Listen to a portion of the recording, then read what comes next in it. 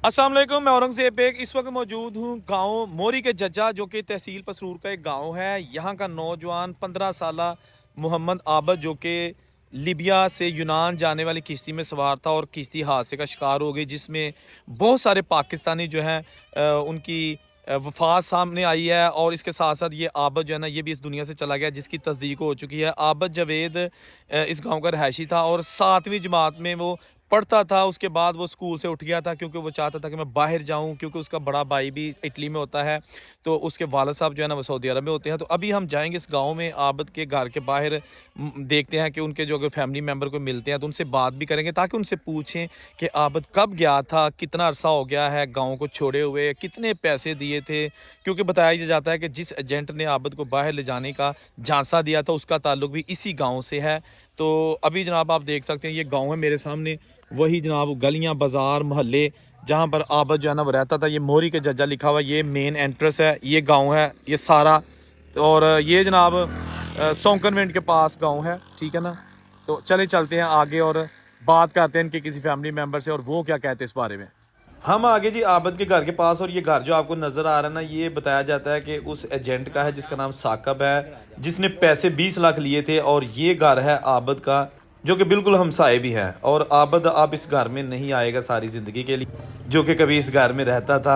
आज वो इस दुनिया से जा चुका है। उनके इस गांव के 4-5 एजेंट हैं जिनको पकड़ने के लिए एफआईए और पुलिस की टीमें भी इसी गांव में मौजूद हैं, जो हमें नज़र आईं और वो इन्वेस्टिगेशन कर रही थी।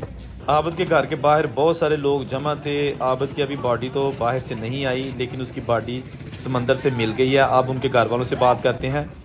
जी बिल्कुल, मैं इस वक्त मौजूद हूँ मोरी के जज्जा। ये तहसील पसरूर का एक गांव है जहां पर जो यूनान में भी कश्ती हादसा हुआ है, वहाँ का एक नौजवान मोहम्मद आबद भी शामिल था और वो भी इस दुनिया से जा चुका है, जिसकी तस्दीक हो चुकी है। इस वक्त मैं उनके बिल्कुल घर के बाहर खड़ा हूँ। पीछे आप देख सकते हैं ये आबद का वो घर है जिसको वो छोड़कर सुहाने ख्वाब लिए आंखों में पाकिस्तान छोड़ के गया था, लेकिन किस्मत को कुछ और मंजूर था। इस वक्त उनके अजीज़ो कार मेरे साथ मौजूद हैं, उनके चचा भी मौजूद हैं, उनसे बात करते हैं। अस्सलाम वालेकुम जी। अच्छा, थोड़ा जो दसो कि ये जो आबद है ये कब गया था, कितने दिन हो गए इसको गाँव छोड़े हुए? ਇਹ 1.5 ਮਾਹ ਹੋ ਗਿਆ ਜਦੋਂ ਗਿਆ ਸੀ ਤੇ 12 ਤਰੀਕ ਨੂੰ ਗਿਆ ਤੇ 12 ਤਰੀਕ ਨੂੰ ਬੇੜਾ ਗਿਆ 12-13 ਤਰੀਕ ਨੂੰ, ਜਿਹਦੇ ਵਿੱਚ ਆਬਦ ਜਵੇਦ ਗਿਆ ਸੀ ਤੇ ਬੇੜਾ ਜਿਹੜਾ ਨਾ ਜਾ ਕੇ ਯੂਨਾਨ ਦੇ ਕੋਲ ਨਾ ਇਹ ਉਲਟ ਗਿਆ, ਡੁੱਬ ਗਿਆ ਤੇ ਸਾਨੂੰ 14 ਤਰੀਕ ਵਾਲੇ ਦਿਨ ਪਤਾ ਲੱਗਾ ਕਿ ਬੇੜਾ ਉਲਟ ਗਿਆ ਤੇ ਬੱਚਾ ਤੁਹਾਡਾ ਜਿਹੜਾ ਨਾ, ਪਹਿਲਾਂ ਏਜੰਟ ਨੇ ਸਾਨੂੰ ਦੱਸਿਆ ਕਿ ਬੱਚਾ ਤੁਹਾਡਾ ਜਿਹੜਾ ਪਹੁੰਚ ਗਿਆ। ਏਜੰਟ ਨੇ ਸਾਡੇ ਕੋਲੋਂ ਮਠਿਆਈ ਵੀ ਮੰਗੀ ਹੈ, ਉਹਨੂੰ 2 ਕਿੱਲਾ ਜਿਹੜੇ ਬਰਫੀ ਦੇ ਕੇ ਆਏ ਆ। ਫਿਰ ਬਾਅਦ ਪਤਾ ਲੱਗਿਆ ਅਗਲੇ ਪਿੰਡ ਦੇ ਵਿੱਚੋਂ ਹੀ ਕਿ ਹੋਰ ਵੀ ਬੱਚੇ ਉੱਥੇ ਹੈ। ਫਿਰ ਪਤਾ ਲੱਗਾ ਕਿ ਜਿਹੜਾ ਆਬਦ ਜਵੇਦ ਉਹਦਾ ਬੇੜਾ ਡੁੱਬ ਗਿਆ ਤੇ ਉਹ ਨਹੀਂ ਬਚਿਆ। ਤੇ ਸਾਡੀ ਹਕੂਮਤ ਸੇ ਅਪੀਲ ਹੈ ਕਿ ਬੱਚੇ ਦਾ ਤਾਂ ਸਾਨੂੰ ਪਤਾ ਲੱਗ ਗਿਆ ਕਿ ਬੱਚਾ ਜਿਹੜਾ ਸਾਡਾ ਫੌਤ ਹੋ ਗਿਆ। ਸਾਨੂੰ ਹਕੂਮਤ ਸੇ ਅਪੀਲ ਹੈ ਕਿ ਬੱਚੇ ਦੀ ਡੈਡ ਬਾਡੀ ਜਿਹੜੀ ਉਹਨੂੰ ਸਾਨੂੰ ਜਲਦੀ ਤੋਂ ਜਲਦੀ ਮਿਲਣੀ ਚਾਹੀਦੀ ਹੈ ਤੇ ਇਹ ਜਿਹੜੇ ਨੇ ਏਜੰਟ ਇਹਨਾਂ ਨੂੰ ਵੀ ਕੜੀ ਤੋਂ ਕੜੀ ਸਜ਼ਾ ਦਿੱਤੀ ਜਾਏਗੀ। ਜਿਸ ਤਰ੍ਹਾਂ ਸਾਡੀ ਬੱਚੇ ਦੀ ਮਾਂ ਦੀ ਗੋਦ ਜਿਹੜੀ ਹੈ ਖਾਲੀ ਹੋਈ, ਇਸ ਤਰ੍ਹਾਂ ਦੂਜਿਆਂ ਬੱਚਿਆਂ ਦੀ ਮਾਵਾਂ ਦੀਆਂ ਗੋਦਾਂ ਖਾਲੀ ਨਾ ਹੋਣ। ਉਹਨਾਂ ਸੇ ਮੇਰੀ ਹਕੂਮਤ ਸੇ ਸਖਤ ਅਪੀਲ ਹੈ ਕਿ ਡੈਡ ਬਾਡੀ ਵੀ ਜਲਦੀ ਸਾਨੂੰ ਮਿਲਣੀ ਚਾਹੀਦੀ ਹੈ ਤੇ ਇਹਨਾਂ ਨੂੰ ਸਜ਼ਾ ਵੀ ਕੜੀ ਤੋਂ ਕੜੀ ਸਜ਼ਾ ਦਿੱਤੀ ਜਾਏ। ਤੇ ਉਹਦੀ ਕਿੰਨੀ ਕੁ ਉਮਰ ਹੈਗੀ ਸੀ ਆਬਦ ਦੀ? ਆਬਦ ਦੀ ਉਮਰ 14-15 ਸਾਲ। ਪੜਦਾ ਸੀ? 7ਵੀਂ ਚ ਛੱਡ ਛੜਿਆ ਤੇ ਕੀ ਆਂਦਾ ਬਾਹਰ ਹੀ ਜਾਣਾ? ਆਹੋ ਆਂਦਾ ਸੀ ਬਾਹਰ ਜਾਣਾ। ਪਿੰਡ ਦੇ ਜਿਹੜੇ ਬੱਚੇ ਨੇ ਨਾ ਮੋਰੀ ਕਹਿੰਦੇ, ਇੱਥੋਂ ਦੇ ਏਜੰਟ ਨੇ, ਇੱਥੋਂ ਦੇ ਜਿਹੜੇ ਬੱਚੇ ਨੇ ਨਾ, ਉਹ ਜ਼ਿਆਦਾ ਜਿਹੜੇ ਨੇ 14-15 ਸਾਲ 18 ਸਾਲ 20 ਸਾਲ ਤੋਂ ਥੱਲੇ ਬੱਚੇ ਜਿਹੜੇ ਕਾਫੀ ਤੁਰ ਗਏ। ਫਿਰ ਦੂਜੇ ਬੱਚੇ ਵੀ ਜ਼ਿੱਦ ਕਰਦੇ ਕਿ ਮੈਨੂੰ ਵੀ ਮਾਂ ਨੂੰ ਵੀ ਆਂਦੇ ਨੇ ਮੈਨੂੰ ਵੀ ਕਲਾ। ਕਈ ਬਾਪ ਨੇ ਜਿਨ੍ਹਾਂ ਕੋਲ ਪੈਸਾ ਕੋਈ ਨਹੀਂ, ਉਹ ਵਿਚਾਰੇ ਆਪਣੇ ਕਰਜ਼ਾ ਬੈਂਕ ਤੋਂ ਚੁੱਕ ਕੇ ਪੈਲੀਆਂ ਜਿਹੜੀਆਂ ਕੋਈ ਵਿਗਾਦਾ ਉਹਨਾਂ ਨੂੰ ਦੇ ਕੇ ਤੇ ਬੱਚਿਆਂ ਨੂੰ ਘਲਾਉਂਦੇ ਨੇ। ਜਿਸ ਤਰ੍ਹਾਂ ਕਈ ਉਹ ਨੇ ਜਿਨ੍ਹਾਂ ਪੈਲੀਆਂ ਦਿੱਤੀਆਂ ਤੇ ਪੈਲੀਆਂ ਵੀ ਉਹਨਾਂ ਦੀਆਂ ਤੁਰ ਗਈਆਂ ਤੇ ਬੱਚੇ ਵੀ ਉਹਨਾਂ ਦੇ ਤੁਰ ਗਏ। ਤੇ ਇੱਥੋਂ ਦੇ ਏਜੰਟ ਨੇ ਤੇ ਇੱਥੋਂ ਦੇ ਜਿਹੜੇ ਬੱਚੇ ਨੇ, ਕਾਫੀ ਬੱਚੇ ਜਿਹੜੇ ਨੇ 3-4 ਮਾਵਾਂ ਤੋਂ ਮੇਰੇ ਹਿਸਾਬ ਨਾਲ 100 ਬੱਚਾ ਨਿਕਲਾ। ਇਹ ਲਾਗੇ ਜਾ ਕੇ ਜਿਹੜੇ ਪਿੰਡ ਹੈਗੇ ਨੇ ਇੱਥੋਂ ਦੇ ਕਾਫੀ ਲੋਕ ਗਏ ਨੇ ਬਾਹਰ। ਇਸ ਪਿੰਡ ਦੇ ਜ਼ਿਆਦਾ ਨੇ, ਲਾਮ ਦੇ ਵੀ ਬੱਚੇ ਜਿਹੜੇ ਨੇ ਜ਼ਿਆਦਾ ਗਏ ਨੇ, ਇੱਥੋਂ ਦੇ ਜ਼ਿਆਦਾ ਨੇ। ਇਹਨਾਂ ਕਈਆਂ ਕੋ 20 ਲੱਖ ਲਿਆ, ਕਈਆਂ ਕੋ 22 ਲੱਖ ਲਿਆ, ਕਈਆਂ ਕੋ 24 ਲਿਆ, ਕਈਆਂ ਕੋ 28 ਲੱਖ ਰੁਪਈਆ ਇਹਨਾਂ ਲਿਆ, ਲੈ ਕੇ ਕਈਆਂ ਕੋ ਇਹਨਾਂ 32 ਲੱਖ ਰੁਪਈਆ ਵੀ ਲਿਆ ਯੂਨਾਨ ਦਾ। ਤੇ ਆਬਦ ਕੋ ਫੈਮਿਲੀ ਕੋ ਕਿੰਨੇ ਲਏ ਸਨ? ਆਬਦ ਦੀ ਫੈਮਿਲੀ ਕੋ ਸਾਡੇ ਕੋ ਇਹਨਾਂ ਲਿਆ ਸੀ 20 ਲੱਖ ਤੇ ਲੱਖ ਇਹ ਦੇ 21 ਲੱਖ ਇਹਨਾਂ ਦਾ। ਤੇ ਉਹ ਏਜੰਟ ਤੁਹਾਡਾ ਜਿਹੜਾ ਇਸੇ ਪਿੰਡ ਦਾ ਹੀ ਹੈ, ਆਹ, ਕੀ ਨਾਮ ਹੈ ਉਹਨਾਂ ਦਾ?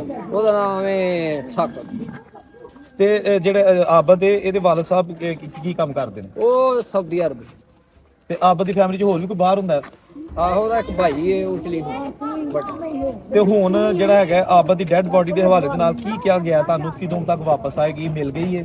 ਬਾਡੀ ਪਤਾ ਲੱਗ ਗਿਆ ਤੇ 31 ਤਰੀਕ ਡੇਟ ਹੋਣੀ। ਸਾਡੇ ਨਾਲ ਆਬਦ ਦੇ एक और अजीज मौजूद हैं, उन्होंने ਗੱਲ करने। अस्सलाम वालेकुम जी। बूटा साहब ये बताइएगा कि आबद जो है ना उसकी तो जो है ना तस्दीक हो चुकी है, तो अभी घर वालों को पता है, उसकी माँ को पता है कि नहीं पता? मां ने बच्चे हैं? मां ने बच्चे वैसे तो पूरे गांव को पता चल गया।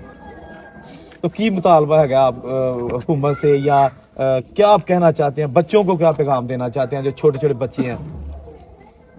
ये भगवान ने तो ना कर। बूटा साहब जी इस वक्त काफ़ी इमोशनल हो गए हैं। ऑफ कोर्स ये बात ही ऐसी है, वाकई ऐसा है कि छोटा बच्चा जिसकी अभी हंसने खेलने की एज थी, वो एजेंटों ने उनको साने ख्वाब दिखाए, इन्होंने जनाब पैसा भी दिया, लेकिन कुदरत को कुछ और मंजूर था और वो अब इस दुनिया में नहीं है।